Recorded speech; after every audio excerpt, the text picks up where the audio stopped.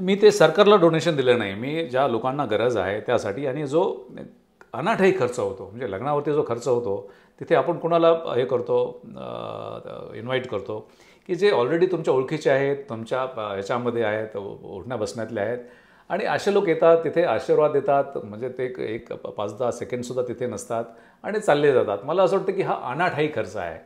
ही खरं म्हणजे की खर्चाची बाब असूच नाही, त्याच्यामुळे समाजामध्ये अतिशय प्रचंड प्रमाणामध्ये हे होतं. आता काही अधिकारी तर एके ठिकाणी रिसेप्शन ठेवायचं, दुसऱ्या ठिकाणी लग्न करायचं, आणखी दुसऱ्या शहरामध्ये असं एक मोठ्या प्रमाणात खर्च, डेस्टिनेशन असं खूप मोठं करतात.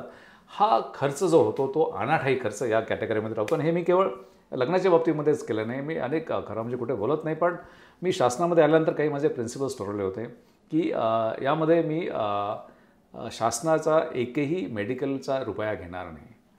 मी शेवटपर्यंत ते पाळलं आणि माझ्यासाठी किंवा कुटुंबासाठी आम्हाला 100% तिथे रिम्बर्समेंट असं ते घेतलं नाही. दुसरं असं आहे की दर 2 वर्षांनी आम्हाला ह्याच्यासाठी टुरिझमसाठी जाण्यासाठी शासन खर्च करतं. तो मी एकही रुपया घेतला नाही.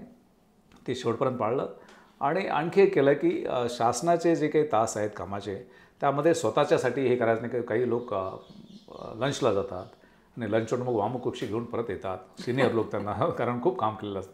मी कधीही लंच आवर घेतला नाही. मी सकाळी माझं लंच करून जायचो आणि नंतर हे असं.